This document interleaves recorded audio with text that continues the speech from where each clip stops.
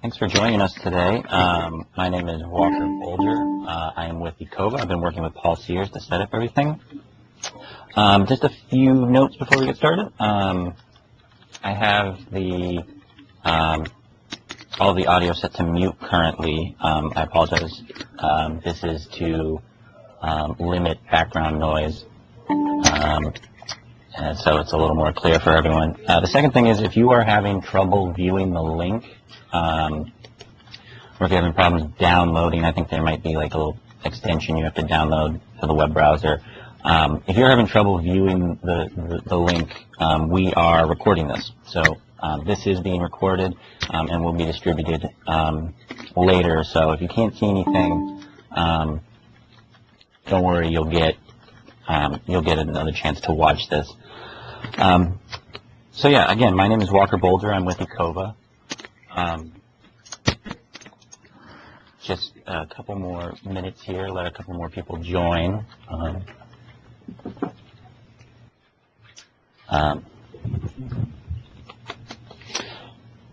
But I think we have a pretty good, list of attendees here, so we'll just jump in. Again, my name is Walker Bolger. I'm with Ecova. Today we're just going to go through what Building OS is and what the mobile meter reading app is. I'll just go over the few things on how you use it, how you set it up, how you start getting meter reads into your system. Then we'll go over some ways to read your meter. I know there's some questions around that. And then I will open it up to some questions, some Q&A, because I know you'll probably have some questions for me. At that point, I'll unmute your lines. I just ask that you mute yourselves unless you're talking, or you can use the little text dialog box if you have access to it, and we can get to your questions near the end. So let's jump right into it. What is Building OS and the mobile meter reading app?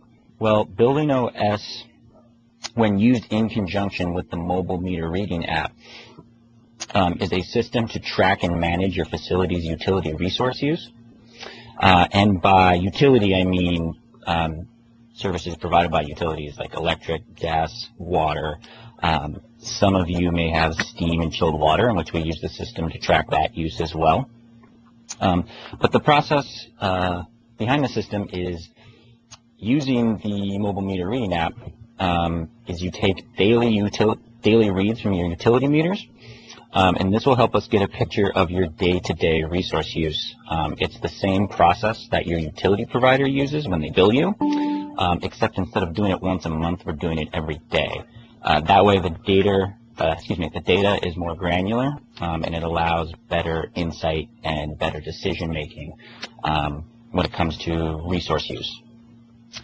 Everything is web-based, so you don't have to install or configure anything. You don't have to, go to the App Store. All you need to do is use a smartphone's browser, and that can be any smartphone, like an Android or an iPhone. Or if you don't have a smartphone, you can access the reading app via just your regular web browser. You can just use it the same way there. So you can go take your reads, write them down, and come back to your computer and log them through your desktop. So to begin with, let's talk about setting up the system yet. There was a little bit of confusion earlier, but I just wanted to tell everyone no one is active in the system yet. So everyone's information is in the system. If you received a survey link and filled out the survey, you are in the system, you're just not active yet. So we will activate everyone on Monday, this coming Monday, November 24th, at which point you will receive a invitation email. And it looks something like this. If you can see the screen, you'll get an email like this, and it's from Building OS, and it's going to invite you to join the system. Now, these invitation emails will be sent to your property email address.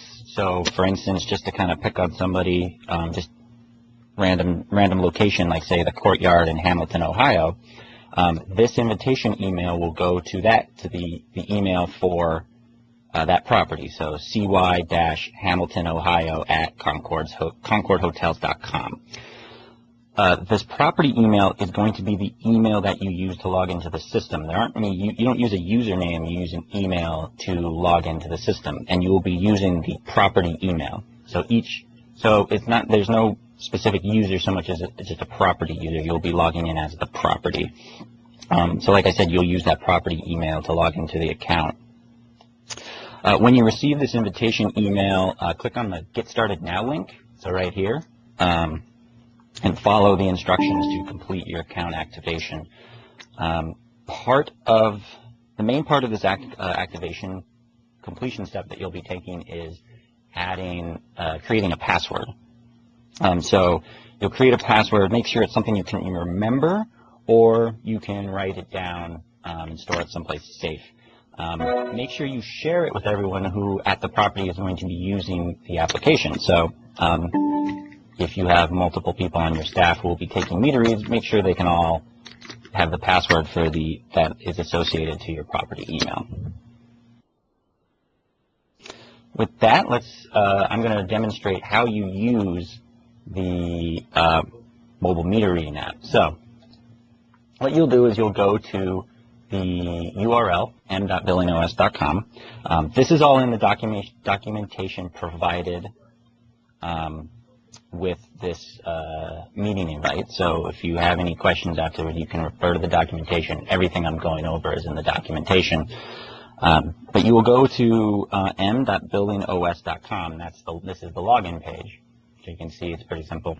And what you do is you're going to enter, this is where you enter that email and password. I'm going to log in as my user account, my email that we use, and then I've gone here before, so remember my password. It's just my email and my password. Once I'm in that, I just click login. And it's going to bring me to the front. Now, this is the front page of the mobile app. This is what the user sees when they log in. I'm logged in as an administrator, so I can see all of the buildings in this little demo application we've set up for you. So I can see all of these. However, each site will only see their site, so you don't have to search through all the sites to find yours. Yours will come up, and you will have access to your site.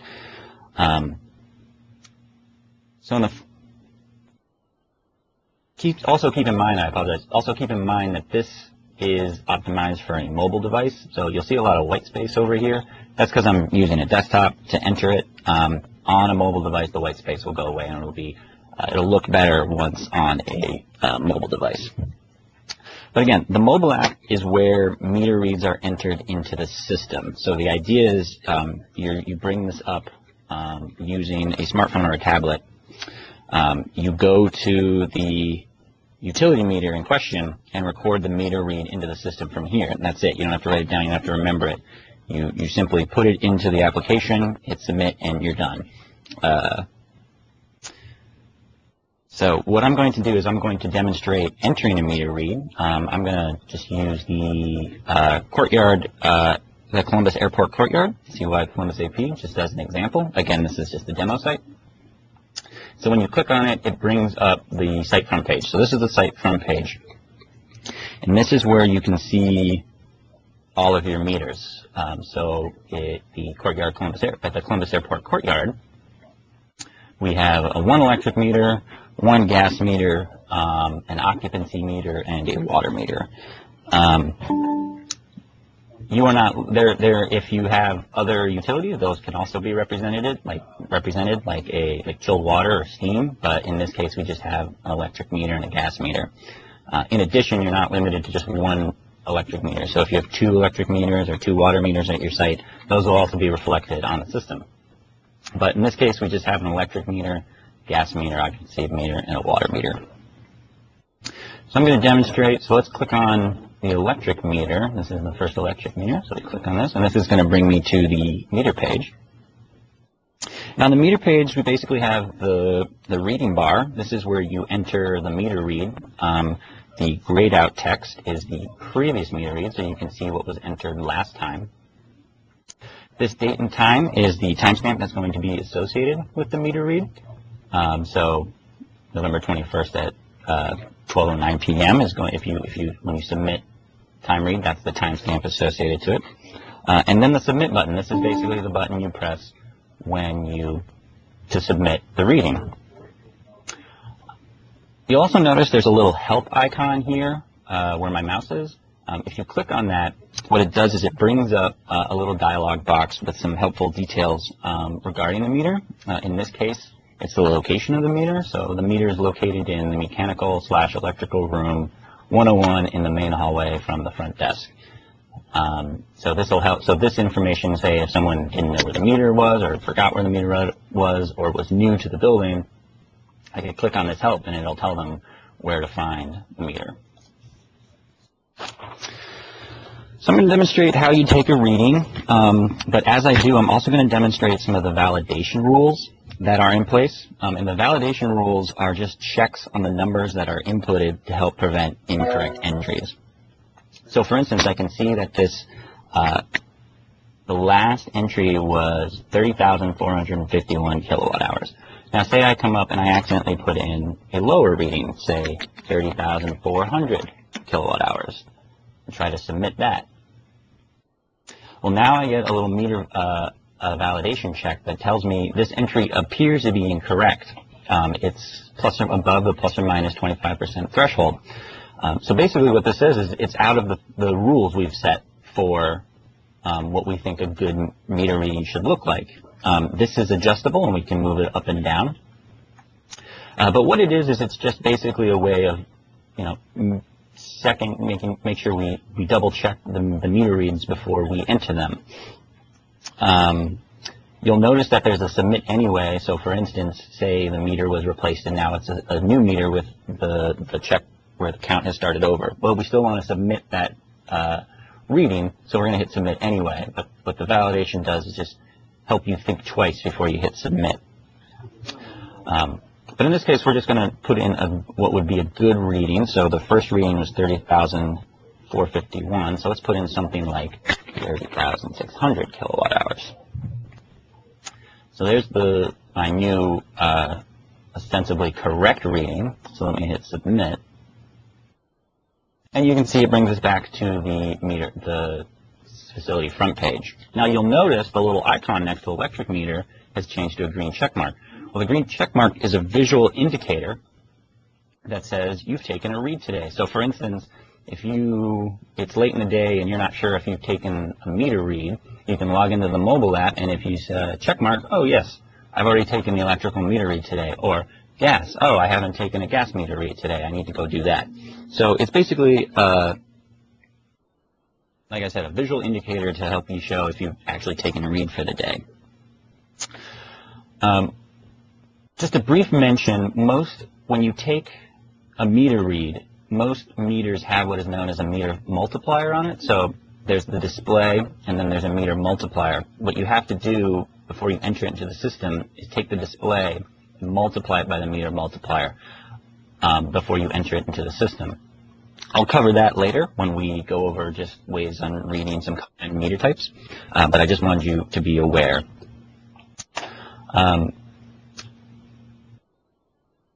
Most of the values for these meters, so an electrical meter is usually going to be in kilowatt hours. Actually, it's almost always in kilowatt hours. Gas, a high majority of the time it's in CCF, but it can also be in MCF or therms. Water is usually going to be in cubic feet or gallons. It's usually marked on the meter. And then occupancy is a little different. Occupancy is what is entered in percent occupied. So 90% occupied, 80% occupied. And what this does is it helps the analytics when you compare your energy or resource use day to day. So for instance, say you had a drop in energy consumption. Well, the occupancy helps you indicate whether it was because you actually were conserving energy or because, say, your occupancy dropped from 95% to 70%. So what it is, it's just another data point to take in when you compare reads or do any regression analysis. Once you start entering reads, which once you activate your account on Monday, you're free to start entering reads that day. You can start, in fact, we encourage it. You encourage you to start taking reads right away. Once you start taking reads, you'll start receiving what are known as building scorecards. Now, building scorecards are emailed every day, and they are a snapshot of the previous day's performance. So I'll bring up an example here. This is an example of, say, a scorecard for the Hilton Garden Inn in Roanoke. And like I said, the building scorecard is emailed every day, and it's just a glance of what the previous day's performance was. So you have 3 bars here: electric, gas, and water. If you have, and the height of the bars indicates the consumption. In this case, it's represented in, say, in spend rather than, just raw consumption. So on November 2nd, they would have received this on November 3rd. But on November 2nd, you can see they spent $3.50 on electricity.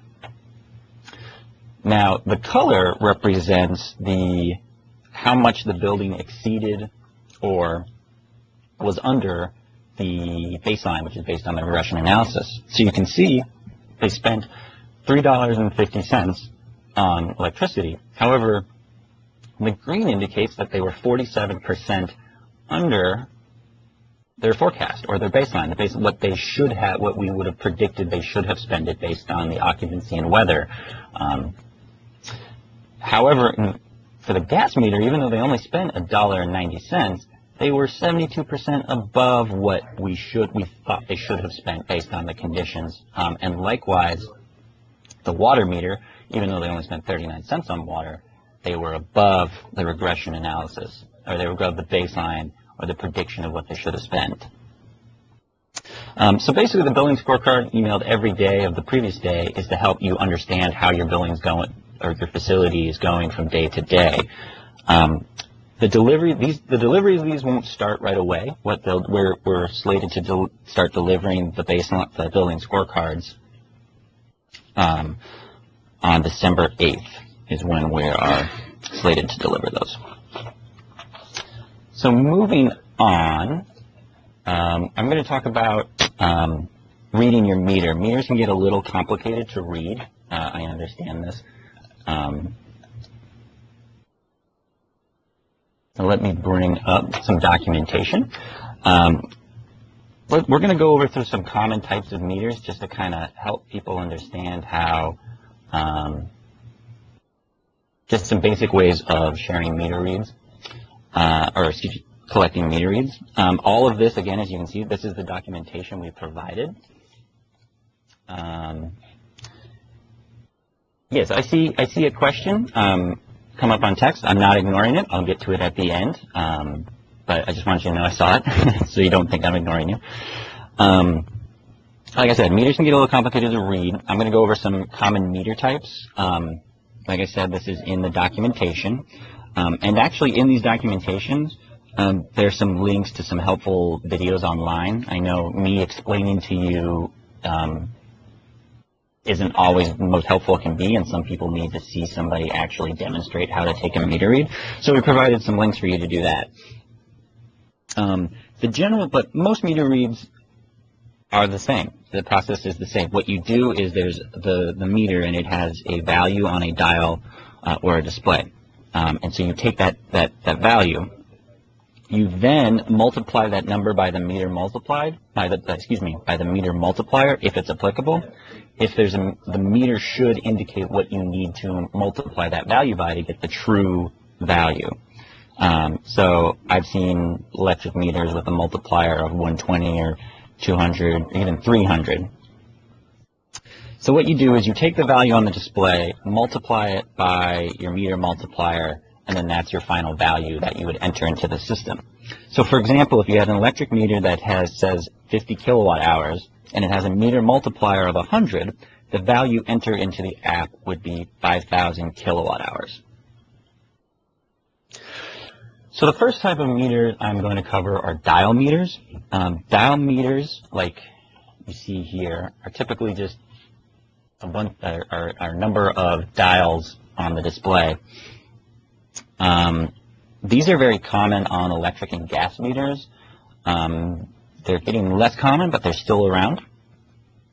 And the dials are read from right to left in ones tens, hundreds, thousands, etc., as however many dials there are. The dials vary on how they rotate. Some rotate clockwise, some rotate counterclockwise. It should be indicated on the dial. So what you do when you read this is you indicate the dial. You read from right to left. You indicate the dial, or you indicate the number the dial most recently passed. So let's take a look at this first example. So on the ones, the dial just passed the 7, so we would record a 7. In the tens, the dial just passed the 8, so we record an 8. In the hundreds, we just passed a 3, so we record a 3. And in the thousands, looks like it just passed a 6, so we record a 6. So the value for this dial is 6,387. And then the units that it would be in, like CCF or MCF, would be indicated next to the dial. Doing another example, on the second example, we see on the ones, the dial just passed the 8, so we record an 8. On the tens, just passed the 9, so we record a 9. On the hundreds gets a little more complicated because it looks like it's right on the 8. However, it's not past the 8, so it's kind of like a clock. So when you read a clock, when it says, 11:50 or 10 to 12, the hour hand looks like it's on 12, but it's still 11:50. And it's the same principle here. It's not quite past the 8, so here we record a 7. Even though it's very close to the 8, the value is still a 7. And in the thousands, it's halfway between 6 and 7, so it's 6. So the value here is 6,798. So another thing I should mention, I know I mentioned these dials are common on gas meters. On many gas meters, you may see two dials, one that says temperature compensated and one that says temperature non-compensated. You always do the non-compensated. Opposite. You always do the temperature compensated. I apologize. The other way around. Always read the temperature compensated value. That's the one you're going to want to take when reading from a gas meter. The next type of meters are known as odometer meters. So you'll see these a lot on gas meters and on water meters. These are read just like the odometer on a car. So there's the little tick marks here, and they rotate just like the odometer does on the car. And you basically just read the number from that. So in this case, it's a little grainy, I apologize, but it looks like it says 5972. I think that might be a 1 there. So that's the value, 59721. And you just take that, and if there's a meter multiplier, indicated on here, you would take that, you would multiply that 59721 by the meter multiplier. But if not, then that's just the straight value, it's straight from the odometer ticks. Again, this is a gas meter, so you can see there are two dials here. You can't see which one is which, but you would record from the one that says temperature compensated. And again, this type of odometer meter with the dial, this is common on water meters. But again, you just read the tick mark. You just read the ones you just read the numbers as they're displayed on the odometer. And then the units here is gallons. Again, if there's a multiplier indicated, looks like there's not on this one, you would multiply that to get the true value in gallons. And then the final, here you can see here are the links you can follow to read your water meter. So if you have Adobe Reader, you can just click on these links and they should bring you to some instructions on how to read your water meter or your gas meter. Now the final meters I want to cover are digital display meters. These are getting very common on electric meters. They're the easiest to read on occasion, but sometimes they get a little tricky, and I'll get into that. But basically what you do is you just read the straight value straight from the meter. So in this case, this Excel energy meter, the value is 4,925 kilowatt hours. Doesn't look like there's any meter multiplier on here, so that's your value, 4,925 kilowatt hours, and you would enter that into the system. So that one's pretty easy to read. Some electric meters get a little complicated because of just how the technology, how these meters have progressed lately. So here's one. Looks like it's from the city of Longmont. This is a digital display meter. However, this digital display meter will rotate, so it'll refresh with new information. These collect a lot of information, so it'll refresh with information, say like every 5 seconds, it'll display a new value. What you do is you wait for the display that says kilowatt hours on it, and then you would record that kilowatt hour number. As you can see here in the picture, this is currently displaying just kilowatts. That's not what we want. We want kilowatt hours. So be sure you read the kilowatt hours value. And it can get, like I said, they can take a while to refresh. Sometimes they collect a lot of information, but the kilowatt hours is usually pretty distinct. Now here's an example of that meter multiplier I was talking about. So we have a meter multiplier of 300. So for instance, what you would do is when this screen rotated and brought up the kilowatt hours value, say in this case it's 100, you would multiply that 100 by this 300 to get the value we enter into the system. So if it was 100, or let's make it easy, let's make it 10, make the math really, really simple. Say it said 10 kilowatt hours. Well, you would take that 10, multiply it by 300, and then multiply it in the system, and then that gives you 3,000 kilowatt hours, and that 3,000 is what you would add into you would enter into the system. Sometimes you'll see just to scroll back up real quick, I've seen many utilities will put a digital display on top of one of these odometer displays. At which point I would say read from the digital display. It's usually easier to read from. It won't typically match because the digital display will only be counting since it's been installed. So go by the digital display. That's the extent of the information I wanted to cover. I'm going to open it up to questions now. I'm going to unmute everyone. I just ask that you mute your end before I do. Before I unmute everyone, I will get to the question that I received via text. This comes from the Crabtree Marriott. This is in regards to the building scorecard. So let me bring the building scorecard back up. And the question is the $350 the actual cost of electricity or the cost per occupied room? It's the whole facility. So I know $350 may look a little small, and that's because this is just example data to show how this appears. But yes, it is the whole facility. Don't be fooled by how small the number is. It's just, like I said, it's just for the sake of argument, but it's for the whole facility. The occupancy is used against the baseline. So here. So I hope I answered your question. Let me just unmute the audience.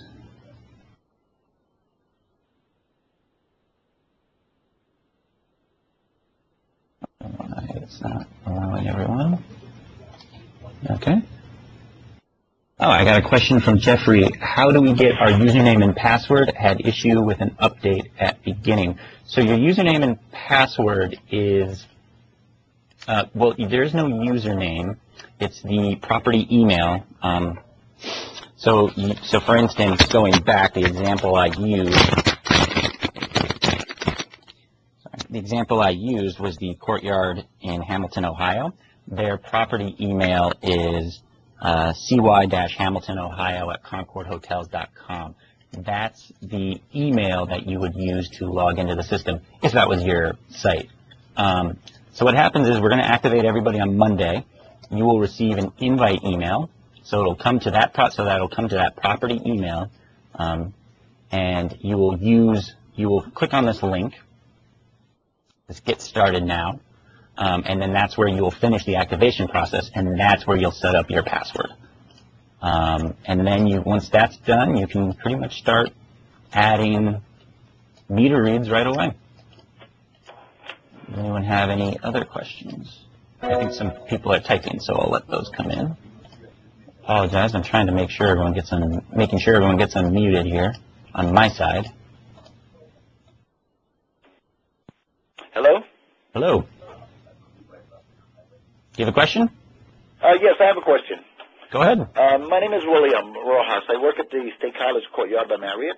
Okay. And I'm off every Tuesday, Wednesday. And my part-time gentleman, elderly gentleman, does my readings for me, and then I input them on paper on Thursdays when I come back to work.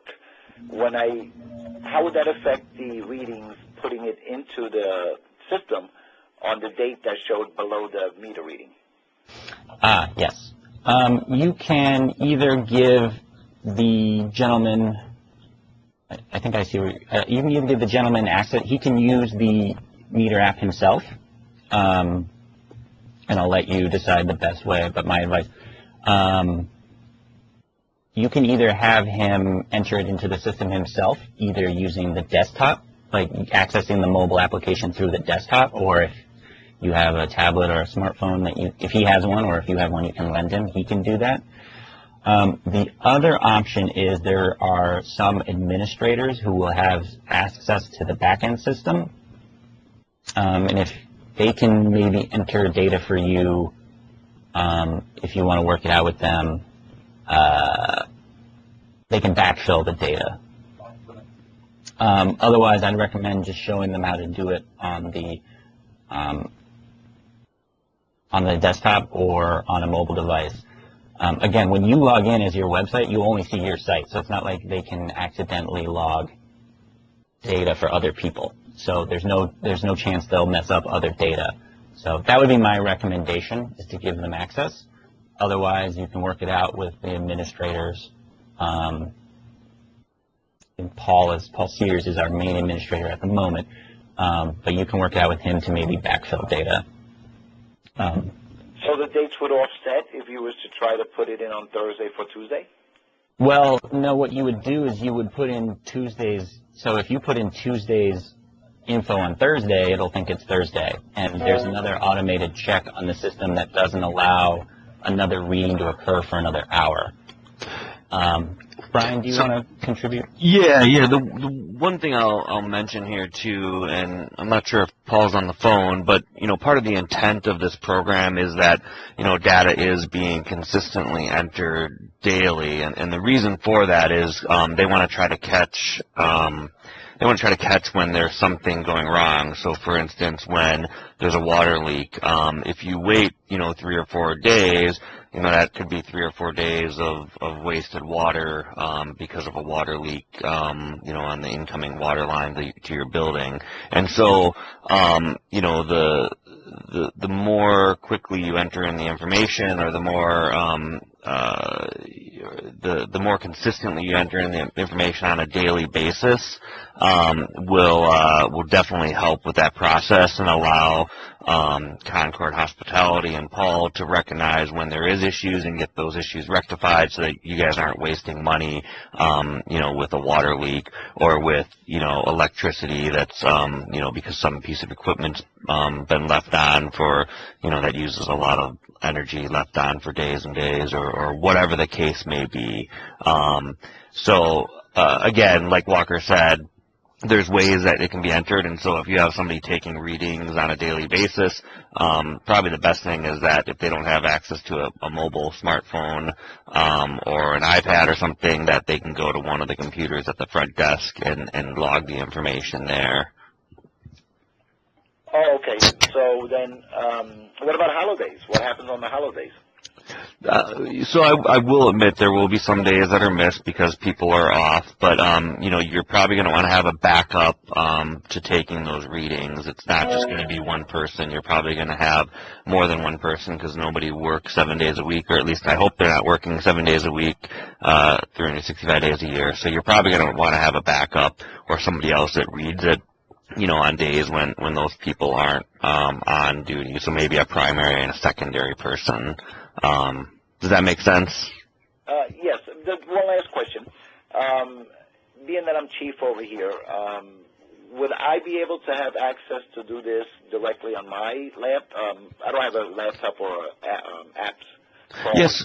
But can I do this on my computer in the shop, or does it have to be somewhere else, like a front desk? As long as you can get on a web browser, so if you can navigate to the internet, you can bring up the URL, the web page, log in. You can leave it logged in, or you can log out every day, and that page can just stay up all the time. You might have to refresh it on a daily basis, so that you have a place to enter the data. Otherwise, it might show the green check mark still. Typically, it'll refresh automatically, but you may need to refresh it yourself. At any rate, though, yeah, you can have that logged in, and you can have multiple people logged in with that username on different computers. The main thing is you just don't want to be entering in multiple values per day. The intent is just to enter in one value per day. Okay, great. Well, thank you very much. Sure. Thank you, Brian. I'm just going to go through. I have a couple of, if you don't mind, there's a couple of messages came in via the text editor. Crabtree Marriott, we enter the meter readings. How does it convert money on our scorecard? Do you have each property cost per utility? Yeah, that's our technology partner has a pretty extensive database of estimated regional costs. So when you gave us your address, we typed it in. The system has your address, knows where your facility is, and based on its location, estimates the cost based on the pretty extensive background they have, and they're constantly refreshing utility rates, so it's pretty accurate. But no, we don't have the exact unit cost of your property, but it's a pretty close estimation. Jeff Newland just asked, are you able to use a laptop and cell phone? Yes, you can. It's web-based, so you can use whatever has a web browser. If you want to use a laptop, you can use a laptop. If you want to use a smartphone, you can use a smartphone. And like I said, it can be a Mac, it can be a Windows-based device, as long as it has or an Android or an iPhone, as long as it has a web browser. So you should be able to use that. Henry Roy asked, you take meter readings twice a day. Can the system accommodate this? It should, as long as the meter readings are an hour apart. That's the only thing that it won't let you do. You can't if you take a meter reading, you have to wait another hour before you add another meter reading. But otherwise, yeah, twice a day should be fine. You shouldn't have to. But the more data, the better. Any other questions? This is Ray in Beechwood. Can you hear me? Yes, I can. How are you? Good. We have a restaurant that is sub-metered. How does this play in? The restaurant is sub-metered. Are they billed separately? Is that the point? We take a reading at the end of the month off of their meters that are off of our electricity and gas use. Sure. So I'd have to look at your survey, but I'm not sure how many electric meters were indicated on your survey. If you indicated it on your survey, it could very well be there. We didn't indicate it because there's only one coming off the transformer. Sure. So you're just using the main utility meter. So what I would say is if you're just doing the facility use and you don't have any control over the... Right now, if it wasn't indicated on the survey, then you would just be entering the... what you would be doing is just entering the overall facility use, and you wouldn't be entering the data from the sub-meter for the restaurant. However, we can talk with... If you want to talk with Paul Sears, we can maybe work with a way to add a meter for your restaurant use. And so basically you would also just do the same. You would just add a read every day for the restaurant. One of the issues, we don't have access to the restaurant. Oh, okay. Well, if you just do unfortunately, it sounds like the way we have it set up is that it's just that you would just use your facility, the overall meter, to add readings. Is that meter? I was just going to ask if that meter is it a sub meter or is it actually a separate meter with a different service going to that restaurant that you guys are responsible for? If it's a separate meter, or if it's a sub meter, and it's just part of the main, so it's a circuit off of the main coming into the property, then it probably isn't necessary to have that in the system. But if it's a separate service coming into the restaurant as the main hotel property, then you may want to have that in the system as well. No, it is how it comes off of our panel to them.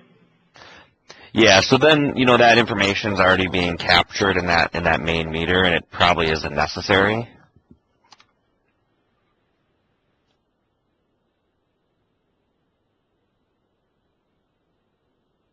Okay. Thank you, Brian. Jeremy asked, who do we contact when an additional meter is added, such as irrigation? You can contact the administrator, Paul Sears, or you can contact me directly, and you should have my contact information from the meeting invite. And in fact, if any of you have any questions at any time, please feel free to reach out to me, and I can help you with either add meters to the system or help you with meter reads or figuring out how to get the best read from your meter. So, yeah, please don't, I should have specified that at the beginning. Please feel free to reach out to me at any time. I'm sorry, I interrupted somebody.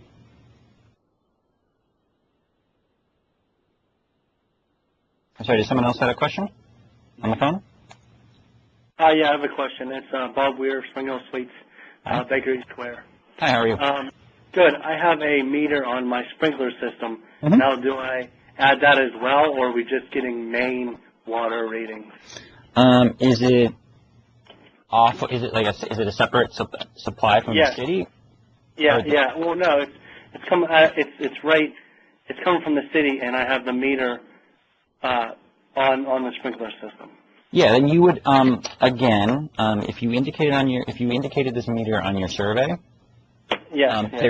good. Then there is a spot for it, and you would read it. You would use the mobile app to add the meter, to add the readings from the meter. Yeah, no, good question.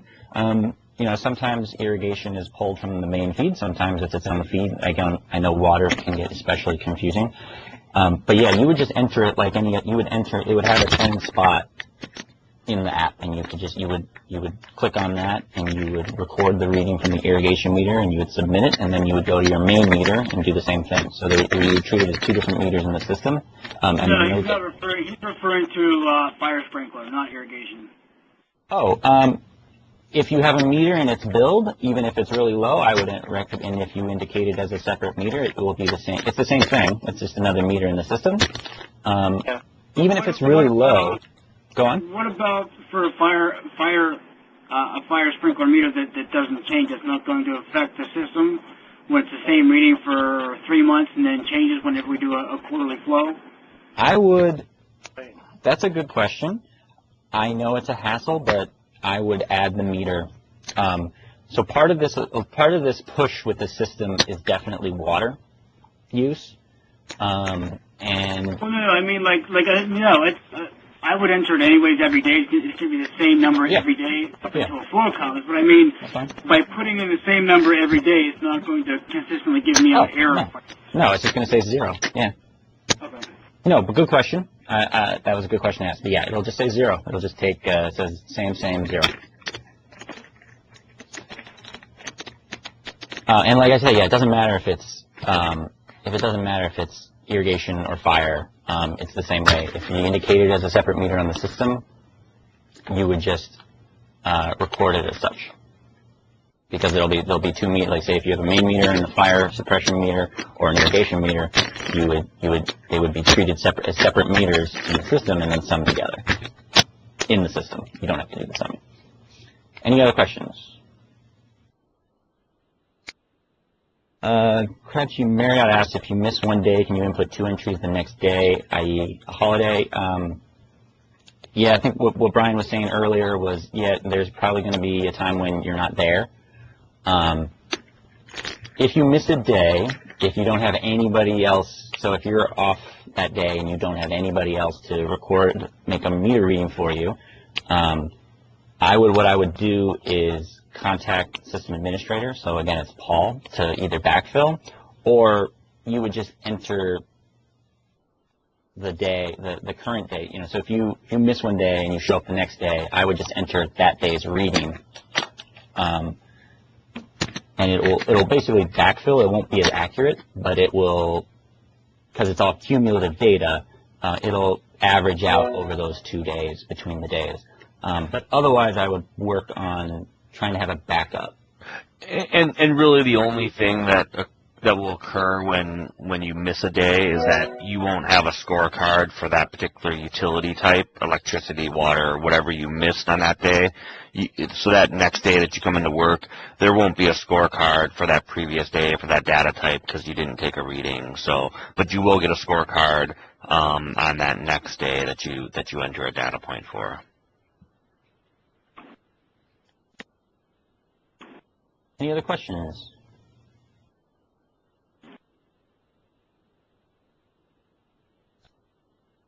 Okay, well, if there are no other questions, thank you everyone for joining. Again, you have my contact information. Please feel free to reach out to me at any time, and I can provide any assistance that I can. Otherwise, look on Monday for the activation emails, and then once you get everything activated with your password, get your activation complete, you can start taking meter reads that day, and we encourage it. So thank you again for joining.